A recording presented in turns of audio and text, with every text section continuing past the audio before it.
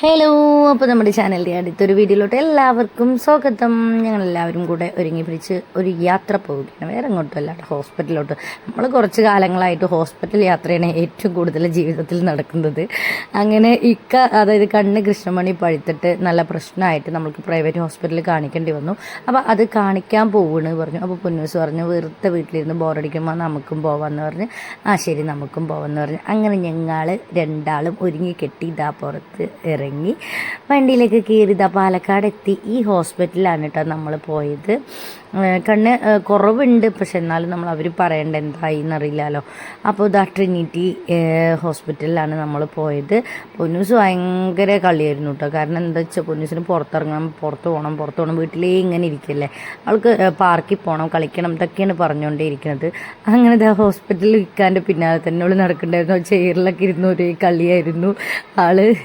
അങ്ങനെ ഇതാ കണ്ണ് ടെസ്റ്റ് ചെയ്യുമ്പോൾ ഒപ്പം പോയി നിന്ന് നോക്കണേ എന്താ ചെയ്യുന്നത്. എന്നിട്ട് അവൾ പറയാം ഞാൻ വായിച്ചു കൊടുക്കുക, ഇപ്പം അപ്പം അത് നോക്കി പറഞ്ഞാൽ മതി എന്ന് പറയുന്നു കേട്ടോ.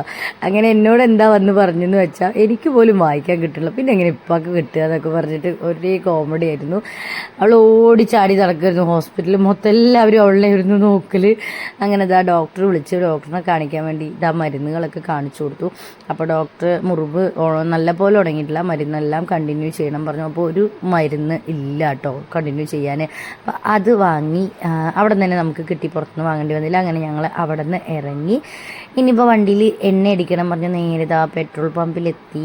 ഓട്ടോറിക്ഷയിൽ എണ്ണ അടിച്ചു. പിന്നെ ഒരു ഫർദ കടയിൽ പോയി. നമ്മൾ പാലക്കാട് പൊന്നൂസിന് മദ്രസ തുടർന്നു. അവൾക്ക് ഫർദ ഇല്ല കേട്ടോ.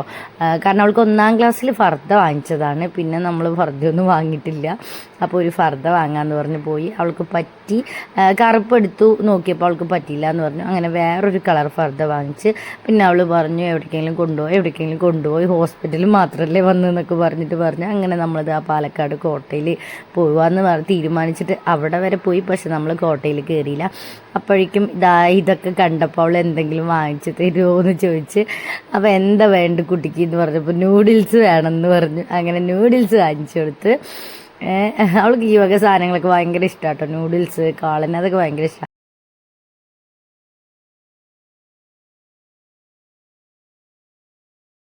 അപ്പോഴാണ് നമ്മൾ കണ്ടത് അവിടെ ഒരു സ്റ്റേജ് ഷോ നടക്കുന്നുണ്ട്. പിഷാരടിൻ്റെ അതായത് പിഷുവിന് വേണ്ടി എന്ന് പറഞ്ഞിട്ട് കോട്ടയം നസീർ, ധർമ്മജൻ എല്ലാവരും വന്നിട്ട് സ്റ്റേജ് ഷോ നടക്കുന്നുണ്ടെന്ന് കണ്ടു. അപ്പോൾ അധികം ആൾക്കാരും തിരക്കൊന്നും ആയിട്ടില്ല. അപ്പോൾ കുഞ്ഞു പറഞ്ഞു നമുക്ക് കാണാം, അവരെയൊക്കെ നേരിട്ട് കാണാമല്ലോ എന്ന്. കണ്ടോ ഇവരൊക്കെ എല്ലാവരും വരുന്നുണ്ട് എന്ന് പറഞ്ഞിട്ട് പോസ്റ്ററൊക്കെ കണ്ടു. അങ്ങനെ ഞങ്ങൾ അതിലോട്ട് കയറി. വലിയ തിരക്കില്ലാത്തതുകൊണ്ട് പോയി കയറിയിരുന്ന്. പക്ഷെ 2 മണിക്കൂറോളം അവിടെ ഇരിക്കേണ്ടി വന്നു കേട്ടോ.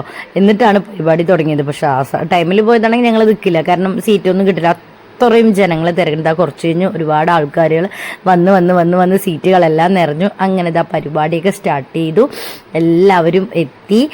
ധർമ്മജൻ ഉണ്ടായിരുന്നു, പിന്നെ കോട്ടയം നസീർ, നാദിർഷ, അങ്ങനെ എല്ലാവരും ഉണ്ടായിരുന്നു. നല്ല രസമായിരുന്നു കേട്ടോ പരിപാടി, നല്ല രസമുണ്ടായിരുന്നു.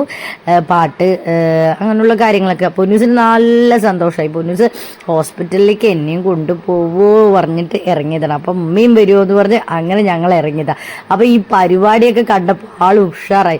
എന്നിട്ട് പറഞ്ഞു വന്നത് നന്നായി, ഇപ്പോൾ ഇതൊക്കെ കണ്ടില്ലേ എന്ന് പറഞ്ഞു. ഭയങ്കര സന്തോഷം. അവൾ സ്റ്റേജിലൊക്കെ കയറി ഒരേ ഡാൻസ് ആയിരുന്നു കൊണ്ട് ഇറങ്ങി വരുന്നത്.